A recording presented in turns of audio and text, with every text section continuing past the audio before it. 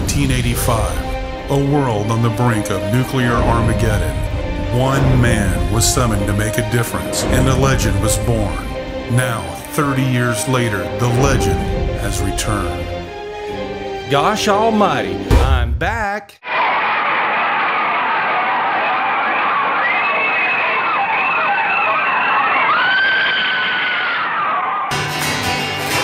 So come on, pretty baby. I've had a little trouble, ladies and gentlemen, I'm sorry. I didn't want to get up here and bother anybody with my troubles, but I'm going to have to bother somebody with my troubles. And since you're on the front row in the middle, I'm going to talk to you, sir, if you don't mind. You got good seats, sir, so by God, let's enjoy them. I've had a little problem. We came in last night, we did the show last night for the first time in 22 years. We had a great time. Blast! Got folks from my hometown here. I got folks I haven't seen in 22 years here. Still drunk. I can't believe it. It's fantastic. Not me. Not me. You, not me. So, last night I wanted to go out, I wanted to visit. But that's not the problem, so let me tell you my problem. My problem started about a week ago with my woman at the house. She came in about a week ago. She knew I was getting ready for the show. I've been working on it. You know, I practiced nearly 15 minutes to get this damn thing right. So what I want to say, she came in, she said, you know what? I said, what? She said, well, I want you to get some of those pills that will make you have an erection. That's not the problem, so let me tell you what the problem is. The problem is I came in the next day, I brought her some diet pills. But that's not my problem. That's not my problem. That's not my problem. Let me tell you what my problem is. Ladies and gentlemen, we're videoing this show tonight. Oh, yeah. The deal is because I need a retirement plan. And I'm blackmailing everybody's ass. So, that's the joke. Sir, I'm talking to you, sir. Please pay attention. Okay, here's the deal. See, that wasn't the problem. Let me tell you what the problem was. The problem was, it's true. I mean, my friends were here. My good friend Paul's here. He's from Sacramento, California. Flew in from Sacramento, California, here to party night show. He wanted us to have a couple of cocktails together. You know what I'm saying? So I said, what can you do? Man, want to have cocktails. I don't have a cocktail with him. You know what I'm saying? And it's true. It's true. My lady has. You know, that diet pill, it was a joke. It was a joke. But she's gained a little, you know what I'm saying? Well, you know, she likes the buffet. What can I say? You know, but that's nothing wrong with that. Nothing wrong with that. I mean, I love her to death, though, but when we make love that special way, I have to say, baby, damn, lean up just a little bit. I can't hear the stereo. So what I'm trying to say on that, young people in the back don't know what I'm talking about. 69. That's not the problem. Let me tell you what the problem is. The problem is she got one of those workout videos. You know what I'm saying? And she started working out. She wanted to start working out. You know what I'm talking about? That P69 or whatever it is. I don't know what they call it. But she wanted to start working out. And she said, I got some workout clothes. I said, well, baby, whatever you want to do, because I'm going over to my office and rehearse. I don't want to hear about it. So she said, I'm going to work out, but you know what? None of my workout clothes fit. And I'm not buying any workout clothes. I said, okay, whatever you want to do. So I'm talking to you, sir. Quit looking away. So what it is, she started working out naked. That's fine. I didn't care because I wasn't there. So it didn't matter to me. And the deal is, you know, in our house, we got hardwood floors. So she's putting in this P69 and she starts working out on this thing, and she's what it is. And she says she's working out. She's butt naked. She ain't got flipping clothes on, and she's on this wood floor. That hurts, you know. So what the deal was, she said, well, you know, we got a big screen TV there in the bedroom. So what I'm going to do, I'm going to put that on in the bedroom, and I'm just going to work out on the bed. I said, damn. So that's not the problem. Let me tell you what the problem is. The problem is, she didn't come to the show last night. She doesn't come to hear me play because I think she's an alcoholic. But I don't care. That doesn't matter to me. So the deal was, last night I did the show and then my buddy Paul wanted to go and have some drinks. Okay? So I mean, that's what we do. We didn't go to the titty bar or anything like that. We went to his room. You know,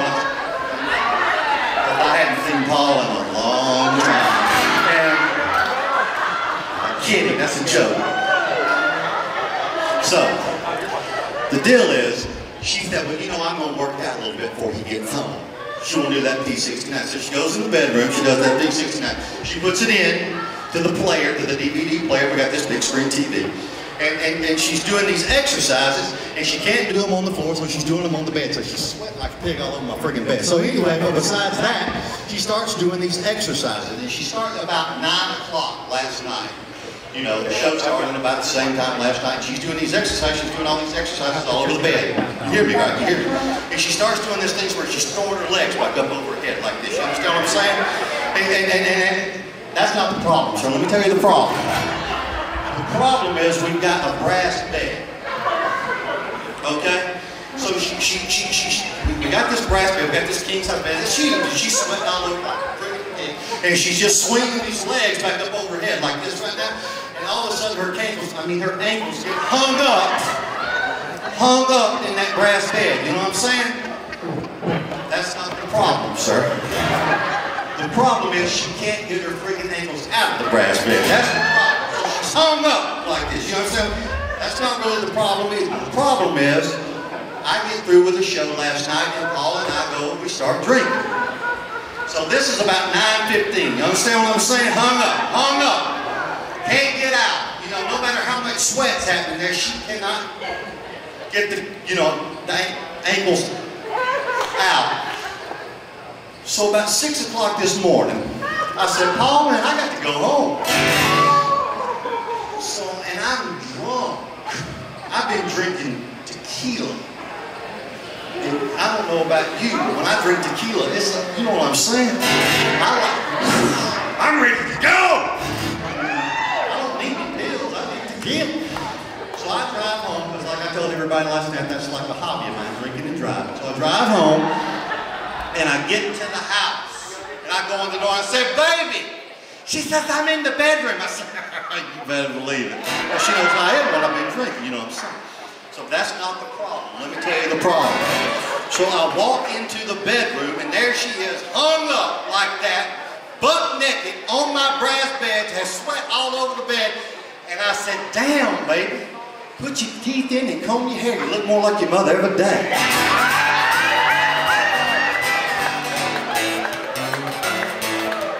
I didn't think I was going to make it tonight. Are we ready to party or what?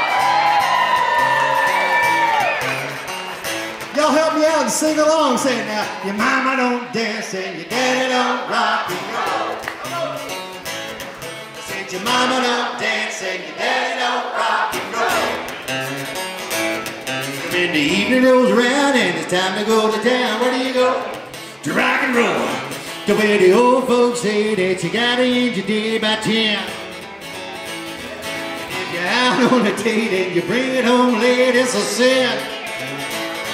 When you just get on your shoes, you know you're gonna lose, you never win. I say it again, but then it's all because you don't dance and your daddy don't rock and roll. Much better on this side. I said your mama don't dance and your daddy don't rock and roll. No. When the evening rolls around and it's time to go to town, where do you go? Rock and roll, all right. And he goes to the doctor and he's got a problem. And he says, doctor, I have a problem, my wife has a problem. Doctor said, what's the problem? He says, doc, I have very small private parts. I have very small private parts. I'll tell the story. Thank you very much. So the doctor says, well, let's see. So he drops trowel, and sure enough, I mean, it's tiny. He said, well, what's your lifestyle? What's the deal? He said, I just have small penis. And the doctor says, well, are you a drinker? He says, I am a drinker. I like to drink bourbon. I like to drink bourbon. So bourbon, the doctor says, well, that's your problem, because bourbon will make your pee-pee shrink. It'll make your pee-pee shrink. And the doctor says, what I want you to do is start drinking tequila. And tequila will make your PP grow. It'll make it grow. Thank you, Mary Lou. Mary Lou is right there with me. Thank you, Mary Lou. Right. The queen of comp, ladies and gentlemen, Mary Lou. So,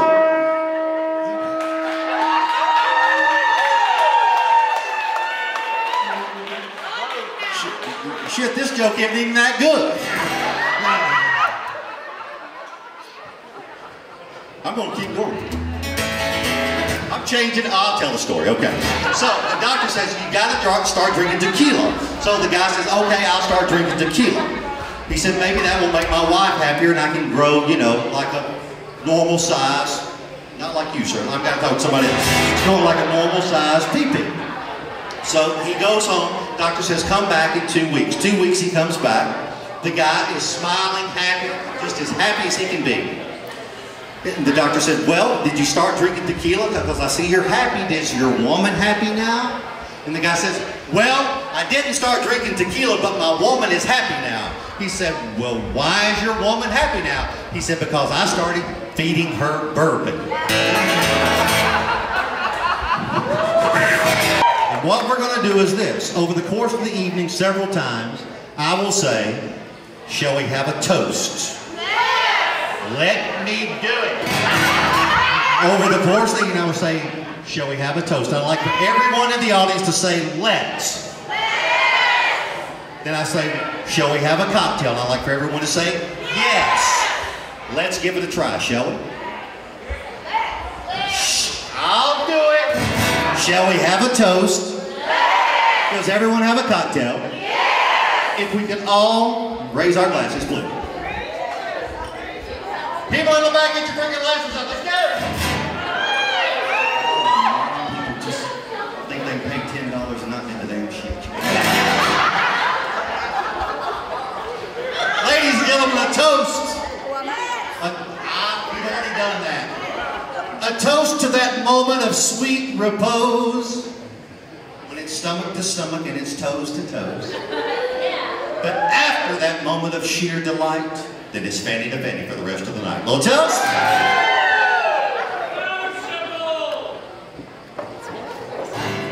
One more time. Sociable. Thank you, sir. I remember my first beer, do y'all?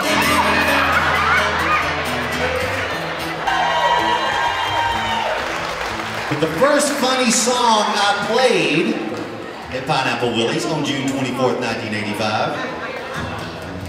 There were two young ladies here that heard me play that night. And they have heard me play 1,000,000 times since then, and they're here again tonight. They were last night, and I'm glad they're back. That's Cindy and Linda in the back. They were here the first note I ever played.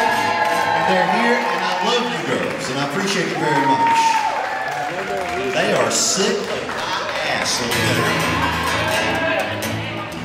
So this was the first song I played. This is an old Shel Silverstein tune. I want to play it for you tonight. It's called The Mermaid Song. When I was a lad in a fishing town, that old man said to me, you can spend your life, your jolly life, sailing on the sea. You can search the world for pretty girls till your eyes are weak and dim, but don't go swimming with a mermaid, son, if you don't know how to swim. Cause her hair is green with seaweed. An old fella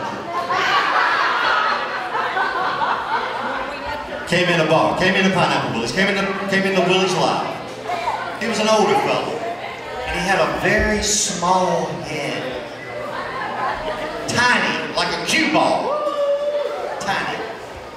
And Rickster's behind the bar, and Rickster gonna serve him. And Rickster says, sir, I have to ask you. He said, you want to ask me about my head, don't you? He said, yes, sir, I do, because I've never seen anything like this. He said, yeah, it's the size of a cue ball, right? He said, yes, sir, it is. He said, well, I'll tell you, son, I'm part of the greatest generation. I was fighting the Japanese, and I was a merchant marine, and I was sailing across the Pacific Ocean, and a Japanese submarine sunk my ship. And I was in the water. The ship had sunk. I'm in the water. I thought I was going to die. And all of a sudden, a mermaid came up and grabbed me. I said, oh my God, this is a miracle. She said, it is a miracle. She said, I'm a mermaid and I can give you 3 wishes. He said, well, I want to wish to be back home. I want to be back with my family so I can take care of my family. She said, I'm going to grant that wish after your 3rd wish. You'll be back home in the United States. He said, well, the 2nd wish is for me to have enough money to take care of my family forever. She said, I'm going to grant that wish after your 3rd wish. He said, well, you know, I've been on this ship a long time. He said, maybe we could have sex. She said, I'm a mermaid. I can't have sex. He said, well, how about a little head? So I signed on with a whaling ship, and my very first day at sea, I seen a mermaid in the waves calling out to me. Come with me to the sea, said she, down to the ocean's floor, and I'll show you a million wondrous things you've never seen before. So over I jumped and down I went, down to her seaweed bed, and a pillow made of tortoiseshell she placed beneath my head. She fed me shrimps and caviar upon a silver dish. From her head to her waist she was just my taste, but the rest of her was a fish. Yeah, her hair was green with seaweed, her skin was blue and pale. And I'll tell you now before you start, I love that girl with all my heart. I only loved the upper part, I did not like the tail. But then one day she swam away and I sank to the clams and whales. I missed her fins and her seaweed hair and the silvery shine of her scales. But then her sister, she swam by and set my heart a whirl. Cause the upper part was an ugly fish, but the bottom part was a girl. Yeah, her toes were pink and rosy, her knees were blue and pale. And I'll tell you now before I start, I love that girl with all my heart. I didn't give a damn about the upper part, and that's how I end this tale.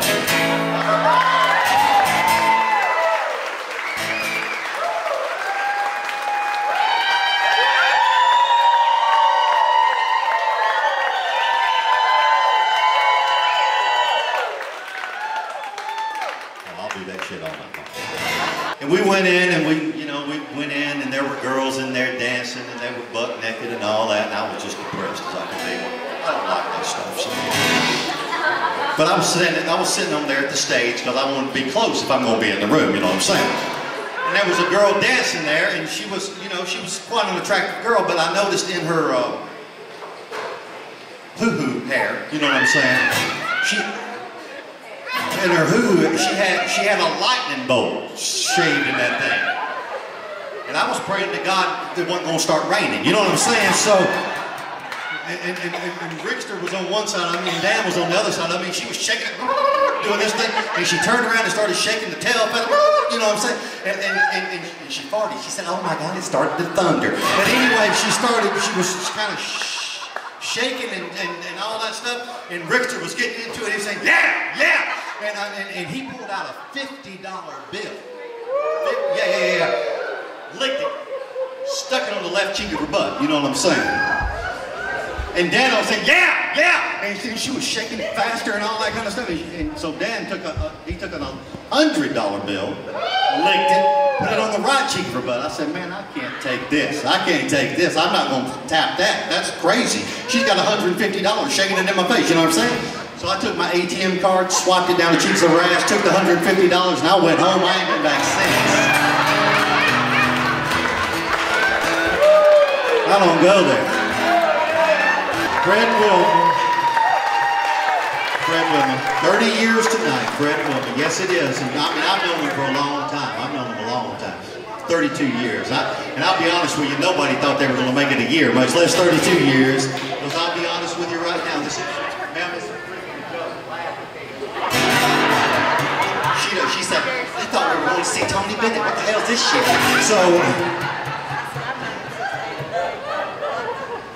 So Wilma, I'll be honest with you, 32 years ago, this was a good girl. Virgin. When they got married, she was 13, but they're from Tennessee, it's okay.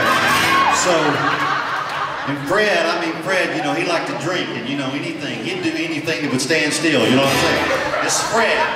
I mean, when he came to my house, the dog ran under the porch. There was no way would the dog stand still. Now, I mean, if I dropped my keys, I kicked them to the car. I wasn't bending over to pick them up. That was Fred behind me. There was no way that's happening. No way that's happening. So, but they met, and I introduced them, of course, because that's what I am. You know, I'm a matchmaker. I'm a matchmaker. Tim, matchmaker, whatever. So, Fred and Wilma, they got together and they started dating. I mean, and they would date. They dated nearly 9 weeks before they got married. It was a long engagement for Tennessee. So what it was, Fred would take her out every Friday night. He'd go to some place, you know, maybe Dairy Queen. Fred, big spender. He'd get her, you know, a nice cheeseburger and a banana split. He was trying to, you know, give her that, eat that banana, baby. Eat that, you know what I'm saying? He was trying to give that, you know what I'm saying? So they'd go out. God, my tough roots. Okay, so they'd go out and they'd go parking after the Dairy Queen. And they'd park in Lover's Lane. I mean, this, you know, it's 32 years ago. They'd be sitting there in the front seat and they'd talk a little pillow talk, little lovers talk, and they'd start kissing. Fred would always say, honey, why don't we get in the back seat? She said, okay, but we ain't gonna do nothing. I'm a good girl. Fred said, that's okay, because guys, we don't give a damn as long as we think we're getting somewhere. So they get in the back seat and they start kissing me. Then a little French kissing. You know what I'm saying? You know, then they do the French kiss. And he said, come on, baby, let's, we're going to get married. Let's go ahead and let's consummate. She said, not till we get married. I'm a good girl. And Fred said, well, honey, when we get married, I'm going to tear that stuff up. Every Friday night for 9 weeks, he said the same thing. Honey, when we get married, I'm going to tear that stuff up. So finally, the day of the wedding came. There they are. Beautiful. Beautiful couple. She's beautiful in her wedding dress. White, looks beautiful, virginal. Fred a little bit drunk, but that's all right. This is wedding day. Look good in his tuxedo. He's ready. They do the wedding vows. We do the reception. Time to go to the honeymoon suite. They go to the honeymoon suite. Fred does his thing, carries her across the threshold, sets her down. He said, honey, get ready, because I'm fixing to tear that stuff up. She takes off her wedding dress, and she's beautiful naked. He takes off his tuxedo, drops trowel, and there it is, hanging low. He said, get ready, honey, because I'm fixing to tear that stuff up. They get on the bed and they start making love. It's passionate love. He's going at it. He said, honey, I'm tearing it up. I'm tearing that stuff up. All of a sudden, Wilma starts patting him on the head like this. He said, what are you doing? She said, if you're tearing it up, I'm beating your brains out.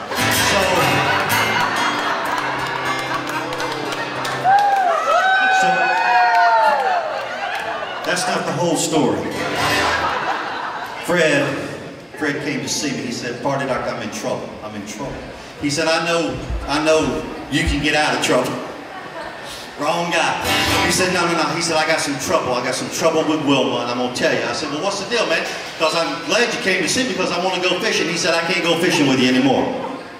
Because Wilma has gotten mean. She's gotten mean, and I can't go anywhere. I can't go drinking with you. I can't go fishing with you. We can't go anywhere because Wilma has gotten mean. I said, what do you mean? He said, yeah, I can't do anything. She'll pop me in the head with a fly swatter. You know what I'm saying?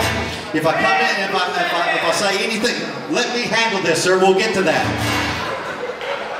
She's got this old iron skillet. She'll pop me on the back with it. And I said, why has she gotten so mean? He said, well, he said, I just can't do anything right anymore. She just doesn't like. And I went out the last time. I'll tell you, I went out and I got a little bit tipsy, and I was scared to death to go home. And I was driving home, and I'll tell you, let me tell you what I did, Party Doctor. I was driving home, and as I got about a block from the house, I cut the engine on the car. Cut the lights, because I knew she was going to be mad, so I just let it coast into the driveway. Barely stopped it. Got out of the car. Barely closed the door. Started tiptoeing to the house. Opened the door. Barely opened. Barely closed it. But honestly, Party Doctor, I'd been drinking that beer all day. And I had to pee. Had to pee bad. So I went into the bathroom. Took off my britches. And I didn't want her to hear that splash, you know what I'm saying? So I took my foot and put it in the water in the toilet. And I pissed down my leg, you know what I'm saying? So there's no splash. Pulled my foot out, shook it out. dried it off, tiptoed to the bedroom. She turned to the light, popped me with that fly swatter, and said, "Where have you been?" I said, "That's your problem right there, Fred. Let me tell you how I do it. If I'm in trouble, let me tell you what I do. I've been out drinking. I shouldn't do it. I know I shouldn't, but I know, here we do. So about 3 o'clock in the morning, I come screeching into the driveway, peel the tire, screeching, get out of the car, slam the car door, walk into the front door, slam that door, walk into the kitchen, and I go into the refrigerator, get me a can of beer, I will kill it, slam that beer can in the floor. Then I'll burp, slam the refrigerator door, go into the bathroom, take a big old leak, fart. Then I'll go into the bedroom, turn on the light and say, "Who in this house wants to screw?" All I hear is,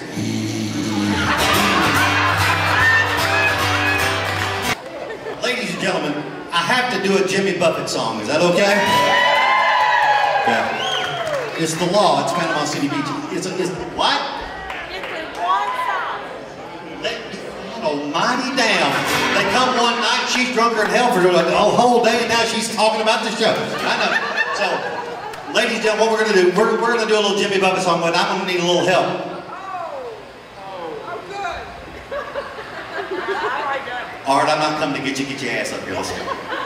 Repeat after me. Say, "I don't know." Say it. I don't know. Say it again. Say, "I don't know." Say it. I don't know where I'm going to go when the volcano blows. Say it. I don't know where I'm going to go when the volcano blows. Hey, good job, good job, good job. You're like part of a freaking act. I'm not paying you. I'm not going to pay you.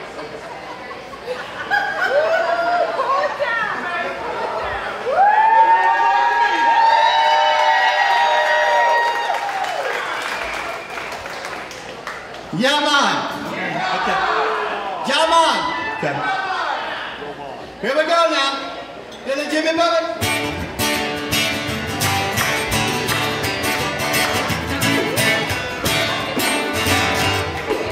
Beat it like you mean it, brother.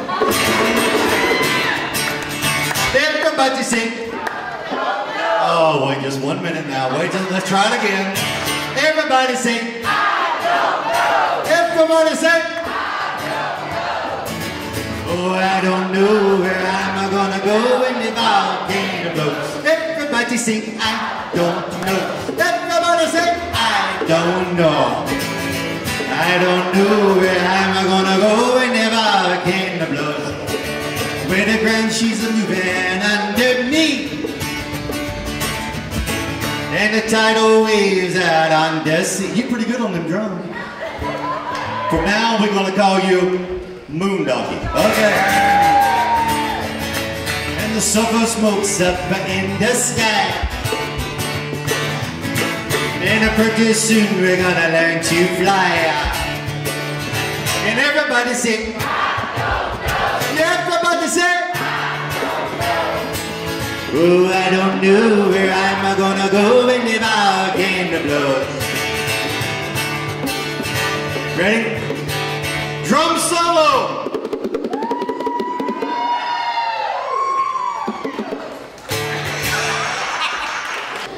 I think we should do another one, Moondoggie.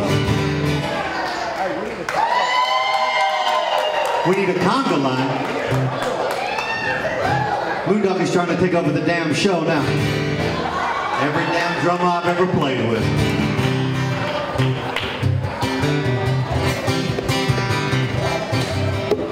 Moondoggie went to the islands, being Pineapple Willie. Went to St. Thomas. We were having a good time drinking that rum, man. And there's a club down there in St. Thomas called the Caribbean Club. Very exclusive.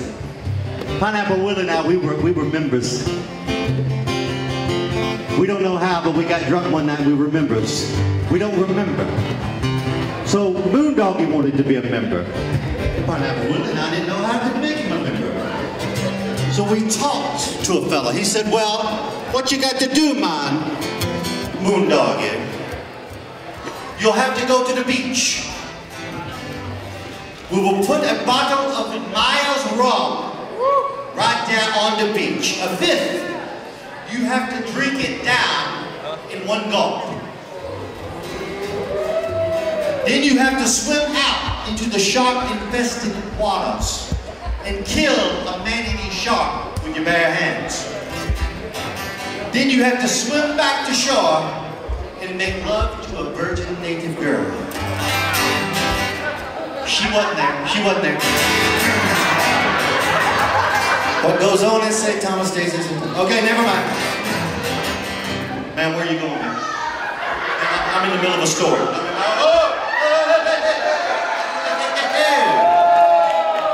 This is Moondoggy's story. Now, if you could sit back down for just 1 second. Great story time. Thank you. Thank you very much. So at midnight, Pineapple Willie, Moondoggy, and I go to the beach with the members of the Caribbean Club. Moondoggy takes the bottle, drinks it straight down. One gulp of fifth of Myers rum, swims out into the shark-infested waters. We hear screaming, we hear gnashing of teeth, water's flying everywhere. All of a sudden, Moondoggy swims back to shore. He's just tore up, got blood all over him. He says, okay, party doctor, where is that virgin you want me to kill?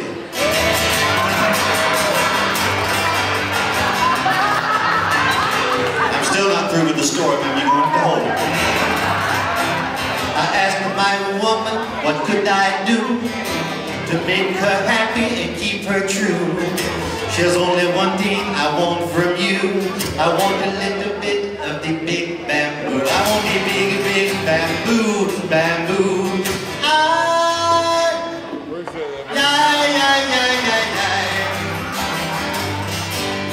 Working for the Yankee dollar. I got to go. I don't give a shit what he says to me. I got to go. What's happening, man? Coming up? Where are you going? Number one, number two. Wait, what? Number one.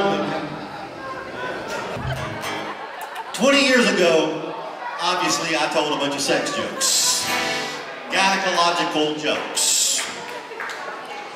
Well, that's all well and good. And that's still a lot of fun, believe me. But 20 years later, I'm more used to telling urological and proctology jokes. Yes, because 20 years later, when you're a man, that's what happens. You kind of get away from the one and you get to the other, the urology and the proctology. Because I'm 54 and I turned the big 5-0, and you know what happens then? You do the Tony Bennett thing. Colonoscopy! What you want to do is colonoscopy! I did it. You got to do it. If you hadn't done it, you got to do it. You do it. It's not that bad. Everybody, oh, it's not. It's not. They stick something up your butt. Big deal. You pay extra for that in Vegas. Big deal. So you go to the doctor. You know, the shit's not that bad. You go in, they give you some great pills. Feeling good. Then they put you to sleep. Next thing you know, you wake up. Nothing. There's 4 or 5 people standing around. You got your gown open, but it don't matter. It doesn't matter. I'll tell you, that shit doesn't matter. What matters is the shit the day before. I don't know if anybody's ever had a colonoscopy. Let's have a show of hands. Thank you, people. What happens the day before is the only time I've ever wanted to have a television in my bathroom, because you drink the nasty ass stuff and you go back. I mean, it's constant. Like Curly on the Three Stooges. I got to go. I got to go. So that happens, and that's fine. You got to do it, and it's all well and good. There's no problem. Proctology, urology. You get to a certain age. They say I used to show my ass here at Pineapple Willie's all the time. Now I've showed my ass to every doctor and nurse in Panama City. It doesn't matter. That's what happens. As you get older, you have to patch. That's the deal. It doesn't matter. So, as you get older and you do this, I mean, you know, it's like you just get used to it, because it used to be, I used to love to have hands on my fellas, testicles, balls. And my girlfriend, she started playing with my balls the other night, and I just started coughing, because that's what I thought I was supposed to do. Because that's what you do. Because it's proctology and urology. Hello, doctor. What's that you, doctor? It feels like you're putting a pine tree up my ass. Is it looking well, doctor? What's that you tell in your Belfast, doctor?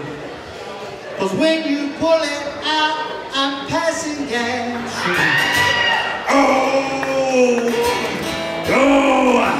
Dr. Hope, it all looks great as you're scoping out my prostate.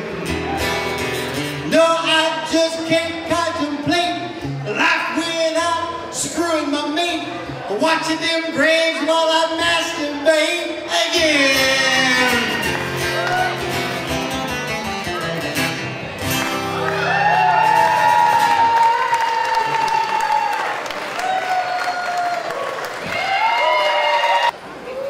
Shall we have a toast? That's very weak. Let's try it again, ladies and gentlemen. Shall we have a toast? Does everyone have a cocktail? Get up. Raise our glasses, please, ladies and gentlemen. A toast to heat. Not the heat that ignites and burns down shanties, but the heat that excites and brings down panties. Thank you. How do you get a Scotsman on the roof? Tell him the drinks are on the house.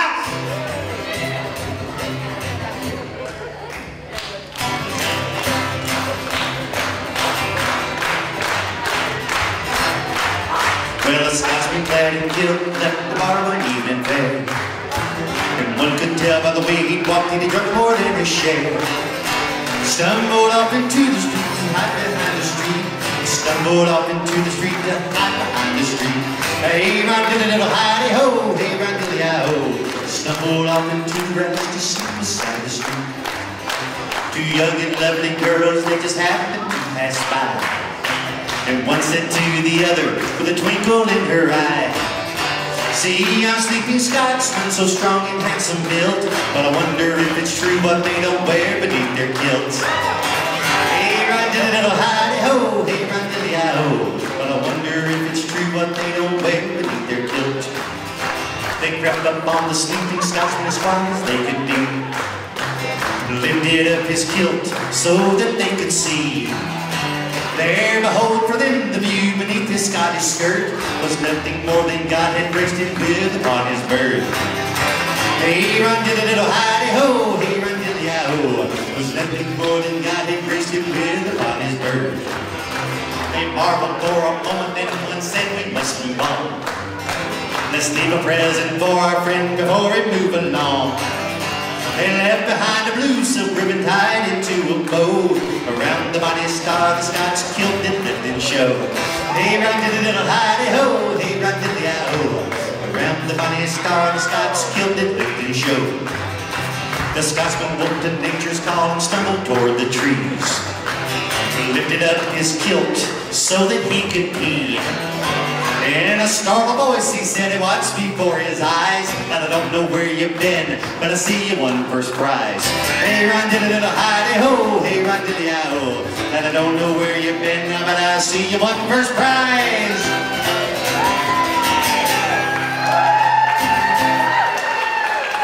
The Scotsman song, thank you very much. Shall we have a toast? Very weak, let's try it again. Shall we have a toast? Does everyone have a cocktail? We can all raise our glasses, please. A toast to sex. A toast to sex being like a bridge game. If you don't have a good partner, then you best have a good hand. Thank you. Been dating 3 girls. Been dating 3 girls. Doe, Ray, and me. 2 nights ago, Doe was necking with me, French kissing. Last night, Ray gave me vaginal sex. Let's see, who tonight's gonna give me a blowjob? Me, right? I got me the strangest woman. Believe me, it's no cinch. Cause when we get to going, that's when I whip out my big 10-inch. Record of the band that plays the blues. Record of the band. See, what the hell's going on here? This is like a friggin' party. How many friggin' drinks do we have to have before we have a friggin' party? This is like the clap along song. Let's go. Ready? Record of the band that plays the blues. Record of the band that plays the blues. She just loved my dick. Record of the favorite blues. So we got one guy from Dothan, one guy from Anniston, one guy from Marietta. Drunk. Sitting at the bar, been drinking all day, all night. Waiting on the party doctor. They've been drinking all.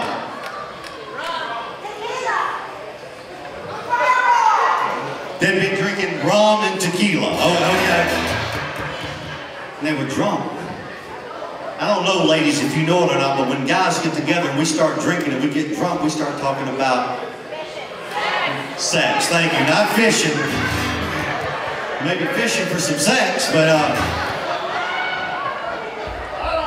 telling a story. Right in the middle of a freaking story. Could you have waited till the story was over? Oh, I got to talk on the phone. Bookie? Is that your bookie? Okay, so these three guys, they're drunk. And the guy from Dothan says, "Hey, I've got a theory." And the other two guys says, what's your theory? And the guy from Dothan says, "I think that a penis has a head on it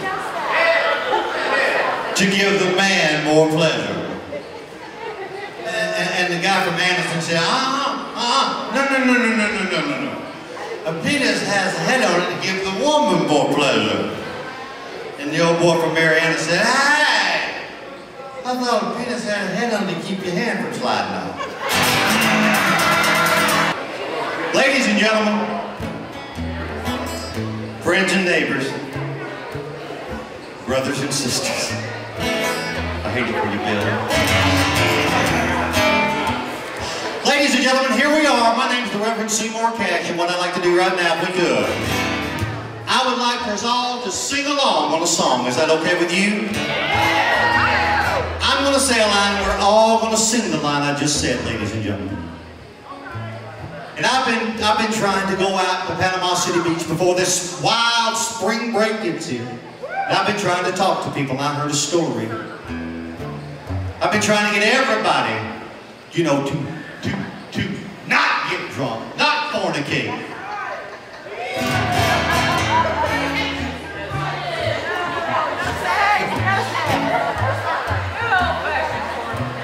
Good old-fashioned fornicating, I know, but it's fine. And I've been trying to get everybody to come around to me. And I was preaching it, and I wanted everybody to tell it all. I wanted you to tell it all. What's your problem? Thank you, sister. And that sister right there stood up and said, Brother Cash, I've been spending all my money on bingo. I said, tell it all, sister, tell it all. And this brother right here stood up next. He said, Brother Cash, I've been spending all my money out there on them dogs at Ebro. I said, tell it all, brother, tell it all. And this brother right here stood up next and said, Brother Cash, I screwed a goat. I said, I don't believe I told that, brother.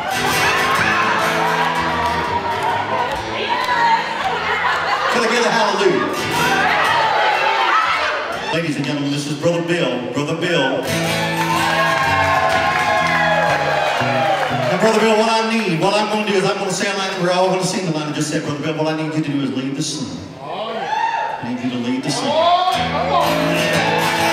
I'm going to say a line, and we're all going to sing the line. I just said, say a line, sing a line, say a line, sing a line. Are we ready? Brother Bill, you got to get everybody's attention. Brother Bill. Oh my God, Brother Bill just turned gay.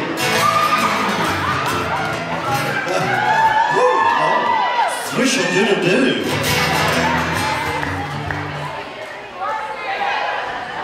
Gotta put that on, Brother Bill. Put it on whatever head it fits, Brother Bill. Okay, here's the deal. Like I don't have an answer for that crap. Come on. Okay, here we go. Just a bowl of butter beans. Pass the cornbread if you please. Pass the cornbread if you please. I don't want no collard. They're not singing. I know people in the background singing. That woman right there, that blonde headed woman ain't singing a freaking note yet. Yeah, you looking around, lady. I saw you. That some bitch has been looking at me all night. Brother Bill, we gotta get everybody's attention. Brother Bill. Brother Bill. 50 Shades of Prey right here. Here we go. We need everybody to sing along. Just a bowl of butter beans. Here we go. Come on, sing. Just a bowl of butter beans. Pass the cornbread if you please. Pass the cornbread if you please. I don't want no collard greens. I don't want no collard greens. Just a bowl of butter beans. Just a bowl of butter beans. Brother Bill, is everybody singing? It's better, it's better. Brother Bill, not everybody singing. There's a young lady right there. She ain't singing a freaking note yet. She just said, I'm not singing that for this son of a bitch. I'm gonna tell you right now, Brother Bill, this is gonna call for drastic measures. May I have that song leading thing right there? Thank you. This calls for drastic measures, Brother Bill. Brother Bill, if you would, take a walk through the audience. Make sure everybody's singing. Brother Bill, what you have in your hand right there is what we like to call the nipple napper right here at Pineapple Willows. And if the ladies aren't singing along, you know what to do. Now, Brother Bill, as you take this walk through the audience to make sure everybody's singing, not only can that be a nipple napper, but it has to be, it can be a Peter Pincher. Okay, here we go. Country ham would be all right. Let's go.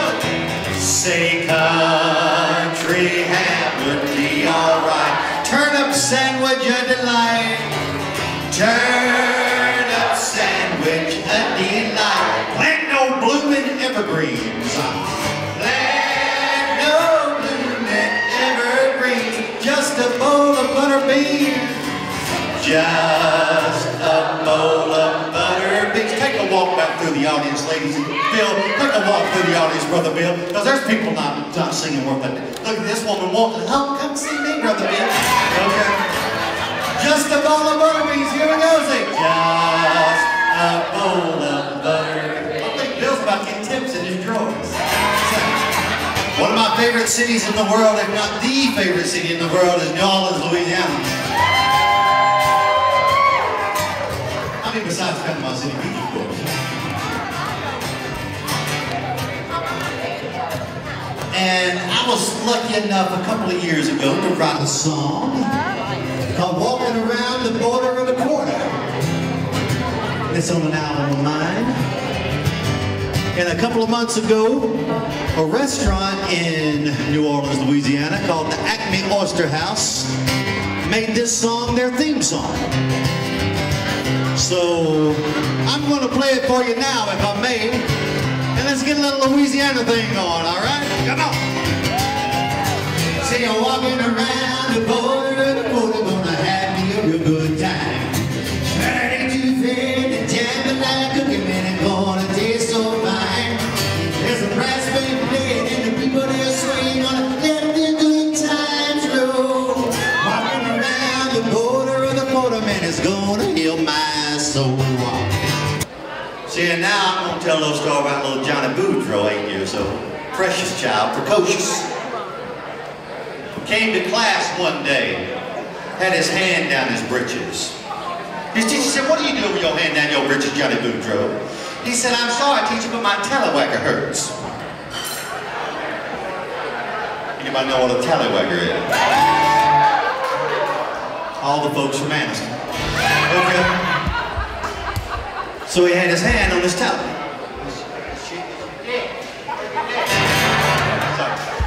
had his hand on his television. And the teacher said, "Get your hand off your business." He said, "It hurts, teacher, it hurts." She said, "Well, go to the nurse and go home then, for goodness sake, get your hands off your business." So a few minutes later, Johnny Boudreaux comes back to class. This time he's got his pants pulled down, tallywhacker hanging out. And you know those South Louisiana Boudreaux boys, you know, it's hanging low, popping on his knees and everything. And there he is coming into class. He's 8 years old, for God's sake. What can you do? Teacher said, "What are you doing with your business hanging out like that, little Johnny Boudreaux?" He said, "No, teacher, that's not my fault. My mama said if I could stick it out, she'll come pick me up at noon."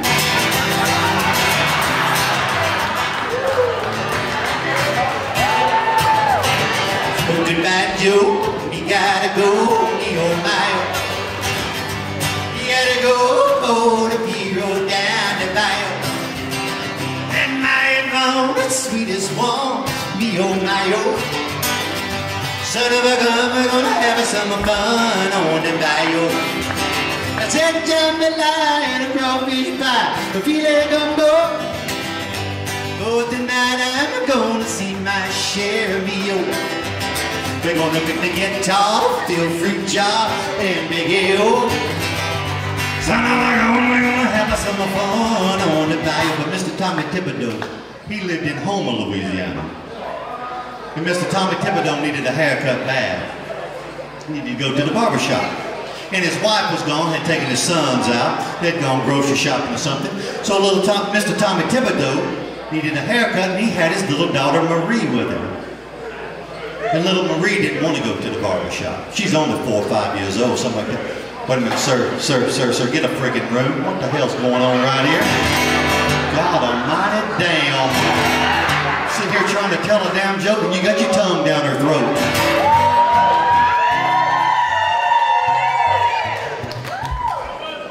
Well, okay, fine. We've got video cameras in the room. So Mr. Tommy, go ahead, don't kiss, I don't give a damn. So Mr. Tommy Thibodeau gonna take his little daughter Marie to the barbershop. She said, "Daddy, I'll go to the barbershop with you. I don't want to go, but I'll go if you get me one of them good little snack cakes like I like." And Mr. Tommy Thibodeau said, "Well, I'll tell you what, honey, I'm going to get you one of them snack cakes, and you're going to go to the barbershop with me, and everything's going to be fine." So they go by the convenience store, and they get one of those nice snack cakes like little Marie likes, one of those little spongy cakes with the cream inside. And they go to the barbershop, and Mr. Tommy Thibodeau, he gets up there in the barber's chair. And little Marie, she's bashful, you know. She stands right there next to the barber's chair. She undoes the wrapper and she starts eating her little snack cake. And the barber starts cutting. Antoine, he's cutting Mr. Tommy Thibodeau's hair. And the hair is falling down. And Antoine, the barber, said, "Now, honey Marie, you gonna get hair all over your Twinkie." She said, "I know, my mama said I'm gonna get titties too." Mr. Jacques Benvenu, he was talking to his wife. His wife came in. She said, Jacques, we're going to Panama City Beach, Florida. They're from Lafayette, Louisiana. Let's say that. They're from Lafayette, Louisiana. See, we're going to go to Panama City Beach, Florida. We're going to go up there to Mr. Pineapple Willis' place. And what I'm going to do, I'm going to lay on that beach, and I'm going to tell you right now, Jacques, my boobs aren't big enough. I need bigger titties to go to that beach in Panama City Beach. Jacques said, "What are you talking about, lady?" She said, "Yeah, I want some bigger boobs to go to the beach." He said, "Well," he said, "I don't know about all that." He said, "I don't know how we're gonna do that." He said, "But I got maybe an answer for you. What I want you to do, I want you to go in there, I want you to get some of that toilet paper. Take some toilet paper down off the road, and I want you to start rubbing it between your breasts like this." She said, "How in the hell is that gonna help?" He said, "I don't know, it worked for your ass."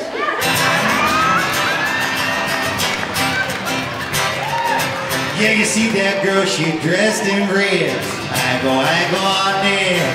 Said, "I know, baby, you're not gonna dig it." Said, "Jacques, my feet out here." We're talking about here now. Here now. I go on there. Said, "Jacques, my feet out here." Said, "Jacques, my feet out here." Then you got little Johnny Boudreaux back in school. He came back the next day after having his business out. And the teacher, he's in the class. He's only 8 years old, Johnny Boudreaux. He's a sweet little child, really. But he was hung down. But anyway, the deal is, So he's in class and the teacher says, okay, what we're going to do today, class, is we're going to have a vocabulary lesson.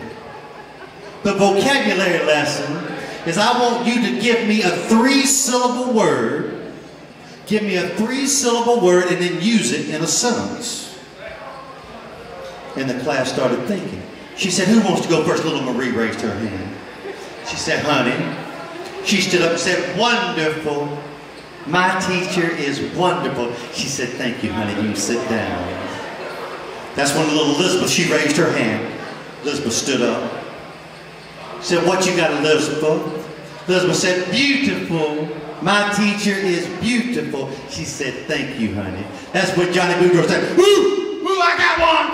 I got one! She said, oh my God. Okay, all right, go ahead, Johnny Boudreaux. Johnny Boudreaux stands up and said, urinate. She said, oh my God. He said, urinate. But if you had bigger titties, you'd be a 10. I don't know, how many folks live Panama City Beach, Panama City? Let me see hands. Few, we got some locals here, good deal. Let me tell you the deal about living on the beach. It's great, it's fantastic. It's a little bit of paradise. I love it, been living here a long time. 30 years I've been living here, and it's all great. Let me tell you the deal. When you live on the beach, the deal you can count on is that people will visit you. And that's great. We love it. People from my high school, family, friends, they come to visit. That's great. You know what's great about it? They go home. That's fantastic. No, we love to stay as long as you want to, as long as it's the weekend. And then, you know, it's fantastic. We love it. In my case, though, I had a family member come to visit, and he didn't leave. He stayed. He's my cousin Buford. Hold on just a second, let me see if I can get it.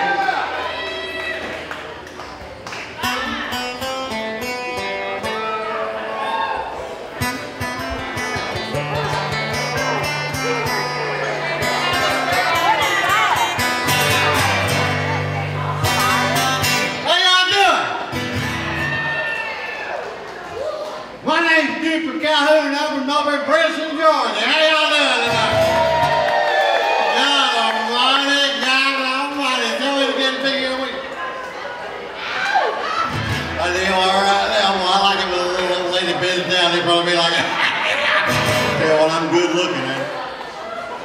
Tell you what, right now, ladies and gentlemen, I tell you what, I've been living down here for a long time with my cousin, the party doctor. I tell you what, I like it now. I've done good. And if y'all don't know it or not, I've been on the TV. That's right. I got me a job. I'm over here working for Pineapple Willie here at TV because the party doctor asked him to give me a job, and he gave me a job over there at the Wicked Wheel. And I've been over there working with chicken. And I'm going to tell you right now what I've done. I've met me a woman.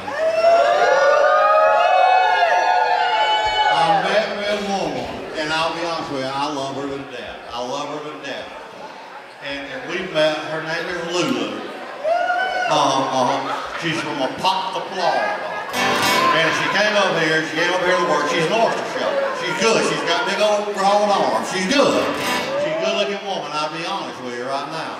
I've been working so hard, I have been neglecting her.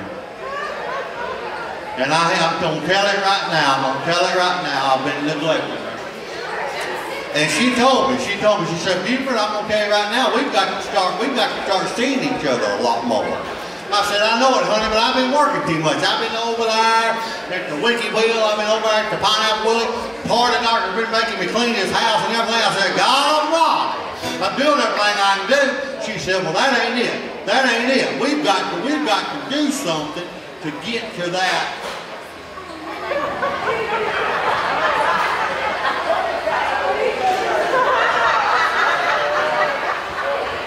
Love making. I said, God almighty.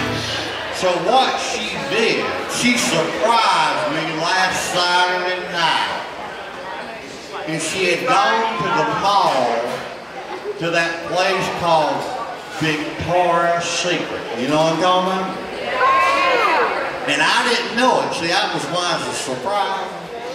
Is what she did, she got her some of them drawers that's got a hole in them. You know what I'm talking about?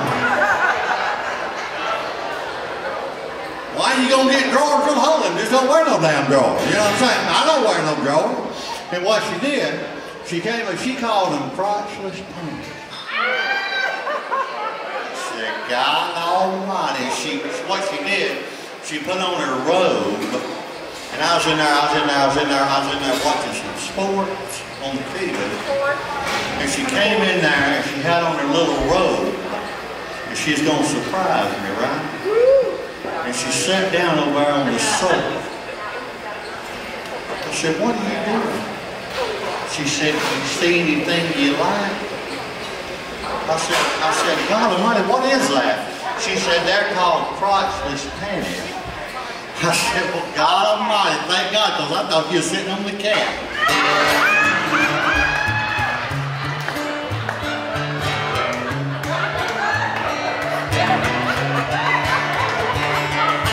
I'm riding on a train from Austin, Texas, when a lovely lady sat down next to me. When she got up to eat, she asked if I would watch her see. There was more I wanted to do. There's more when I asked her to. I said, I want to kiss your butt. You won't let me.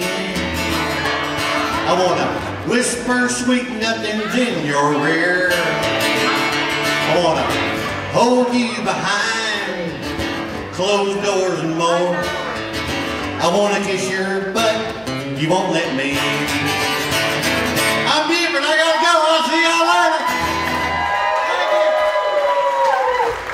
I won't tell that with a song.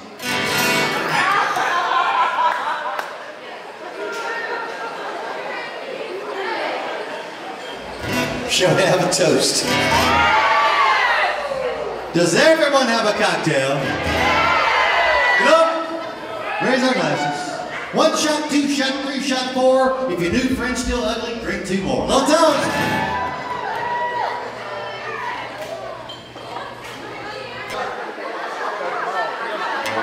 She leaving? So you gotta go? Sir, where you going? You getting more beer? Who needs a beer? This man's buying. Who needs a beer? As long as you drink a small one, I got them all. Sorry, we got your credit card. Ladies and gentlemen,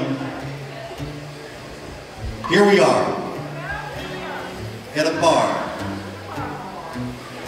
in Panama City Beach, Florida, where we serve alcoholic beverages, where there are men and there are women.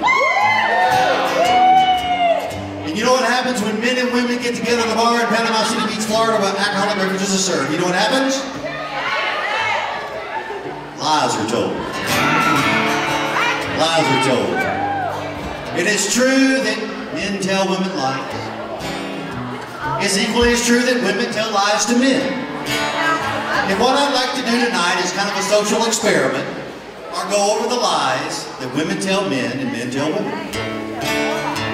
And I'd like to start with the lies that women would tell men in a bar in Panama City Beach, Florida, where alcoholic beverages are served. Lies women tell men.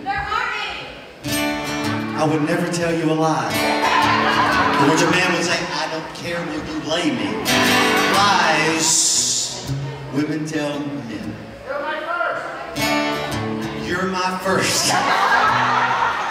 I'm a 45-year-old virgin, yes. To which a man says, I don't care, will you lay me? Lies women tell men. I've never done this before.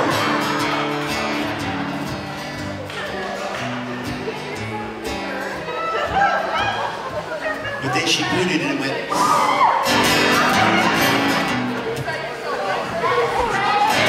Lies Women tell men. I promise I won't do it again. To which a man would say, I don't care what you lay me. Lies. Women tell men. You're so big. Thank you. There it is. You're so big. Yeah. Oh no, stay down there. Stay down there. Lies. That's the best I've ever had. Leave the money on the table. Lies. Women tell men.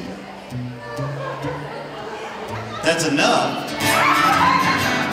There's a lie that women would tell men. That's enough. Has it been 3 minutes? Thank you. Lies. Women tell men. Is that all of them?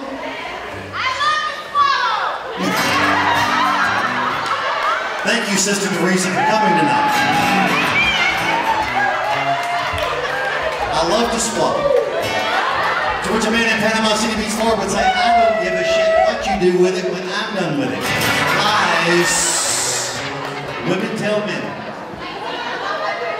I can't, I'm on my period.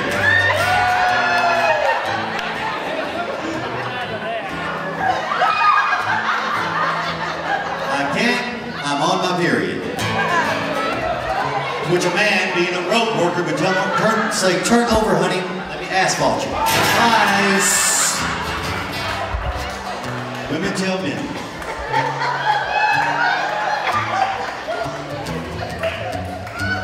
Is that all the lies women tell men? Yes. Well, how about the lies that men tell women in a bar where alcoholic beverages are served in Panama City Beach, Florida? We don't have enough time. A man would never say that.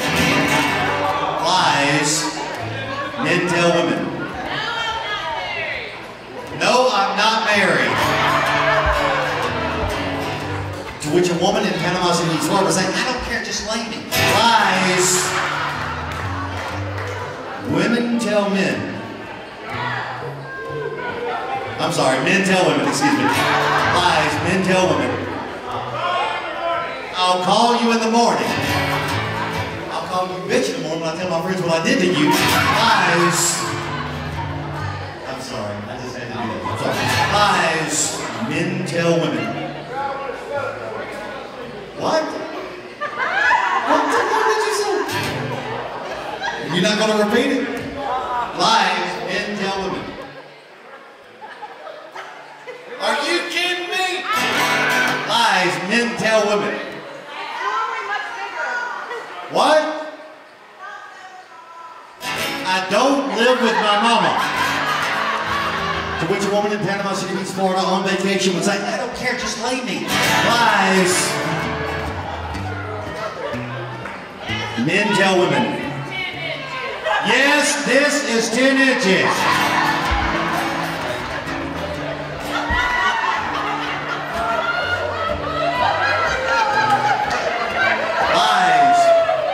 Men tell women. I've never done this before. Now roll over and we'll asphalt you. Lies. Men tell women. I just wanted to say that again. Lies. Men. What? What? But it is in. That's not a lie, ma'am. I'm afraid that's the desperate truth. Lies men tell women.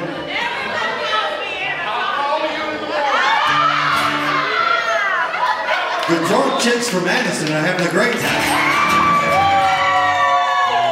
Lies men tell women. You should see it when it isn't cold. That is not a lie. That is the truth. If there's ever been a truth, and I'm going to tell you that's true.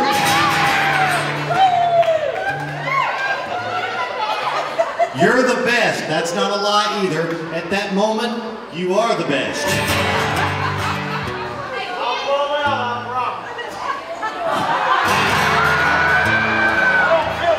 I'll pull out. I promise. Oh, it got in your hair, I'm sorry. Lies men tell women. I love you. Well, really, technically, sir, at that moment, that's not a lie either. But with all the lies that men tell women, and all the lies women tell men, ladies and gentlemen, wouldn't it be better if we got away from all these lies? Wouldn't it be better if men would tell women the truth, and women would tell men the truth in a bar that serves alcoholic beverages in Panama City Beach, Florida, and we could just really say what's on our mind.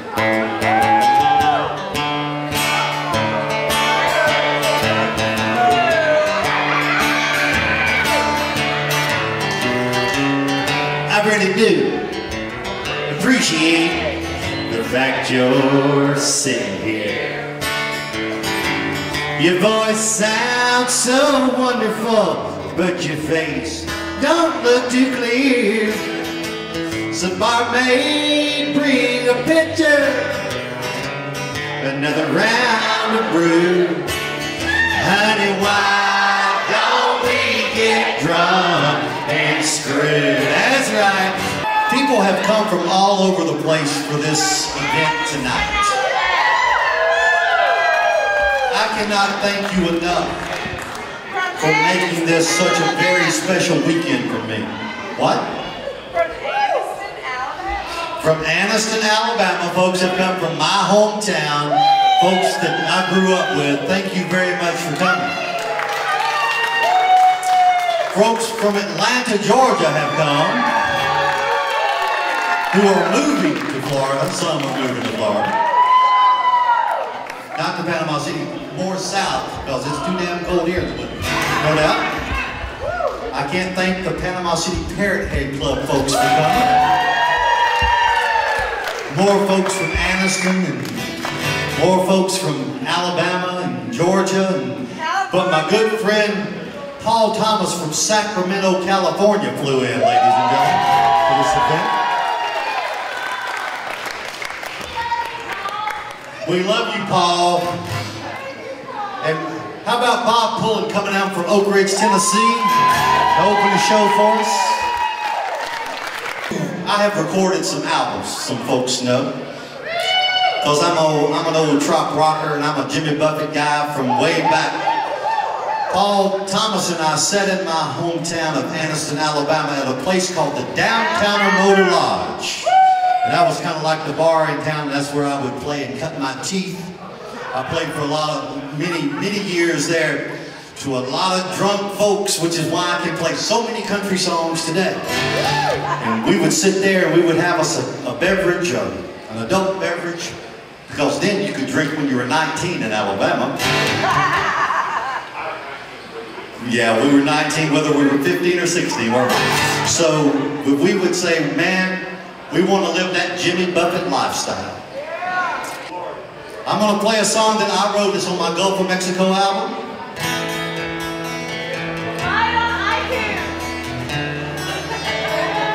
I wrote this song the first year I was down here, actually. It took us a while to record it, but I hope you enjoyed it. It's called Lazy Haze, Florida Days. It goes like this. Lazy haze coming off the water, lying in the sun next to a sailor's daughter. Visions of blue and green splash through my mind. Gulf breeze blows, waves are crashing, seabirds flying, and it's so relaxing. Ponce de Leon, I wish you found me a little more time. Cause her hair is blonde and her skin is brown. We sip rum drinks watching the sun go down. Warm breeze blows, palm trees sway. The Gulf of Mexico is calling me to stay. Man, I really love these Florida days. Deep sea fishing, first star wishing, drinking rum and coke with the soft drink missing. Boy, I love some shrimp we bought right off the boat. Sleeping in the sand under a southern sky. Got the sailor's daughter right here by my side. She's helping to keep my dreams afloat. And her hair is blonde and her skin is brown. We sip rum drinks watching the sun go down. Warm breeze blows, palm trees sway. The Gulf of Mexico is calling me to stay. And I really love these Florida days. And we're gonna end it just like we used to. Hit the road, Jack. Don't you come back no more, no more, no more, no more. Hit the road, Jack. Don't you come back no more. Know what you say? Hit the road, Jack. Don't you come back no more, no more, no more, no more. Hit the road, Jack. Don't you come back no more. No woman, don't treat me so mean. You're the meanest woman that I've ever seen. I guess if you say it's so, I just have to pack my things and go. So hit the road, Jack. Don't you come back no more, no more, no more, no more. Hit the road, Jack. Don't you come back no more. Ladies and gentlemen, may I tell a sad story? May I tell a sad story? Sit down just a minute, I'm not through. Yeah, just sit your ass down just 1 second. Once, there was a poor old dirt farmer from South Alabama. He was sad because he didn't have any luck with his corn and he didn't have any luck with his cotton, and he went dead broke. He was trying to keep his farm. He was doing anything he could to try to keep his farm, working odd jobs. And he told his wife, honey, I gotta go do something. I've got to make some money to save the farm. So he came down to Panama City Beach, Florida. And he was just doing anything he could. Shucking oysters, raking leaves, doing whatever he could to make a living. Send money home to South Alabama. And this one day, he was truck farming, if you know what that is. He was selling produce off the back of a flatbed pickup truck. And they had parked up on Back Beach Road. And one day he had teamed up with an old boy from Georgia. And this old boy from Georgia had some Georgia peaches. And he had baskets of peaches. And he was trying to sell these Georgia peaches to tourists coming down the road. He wasn't having any luck. Wasn't having any luck at all. He said, I gotta make some money. I got to send it home to my family. So he said, what I'm gonna do, he told the old boy from Georgia, I'm gonna go door to door over here in the rich section of Panama City Beach. We call it Bay Point. So he took some baskets of peaches and he was going door to door in Bay Point. Because that's what they do. They let people knock on anybody's door in Bay Point. So what he was doing, he was knocking on doors and people would come to the door and he'd say, peaches for sale. And they'd close the door in his face. He wasn't having any luck at all. He'd knock on the door and he'd say, peaches for sale. He didn't have any luck at all.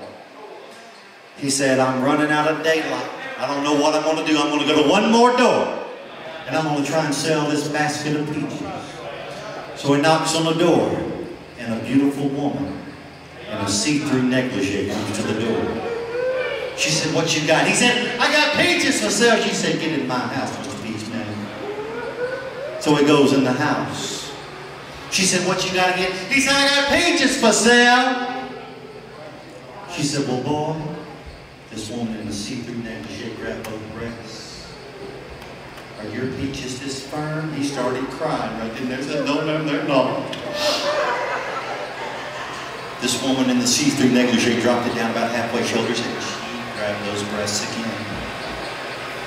Mr. Peachman, are your peaches this delectable? He said, no, they're not. She dropped that negligee all the way to the floor. She was buck naked. She grabbed her breasts again. Mr. Peachman, are your peaches this succulent? He said, no, they're not. She said, well, why are you crying, boy? He said, I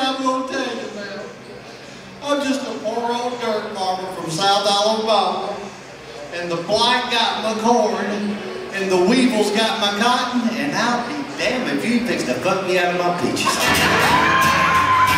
Ladies and gentlemen, I'm the Party Doctor. Thank you so much for listening to me tonight. Say hey, Party Doctor.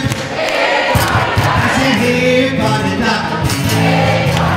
Say hey, Party Doctor. Say I have got the cure.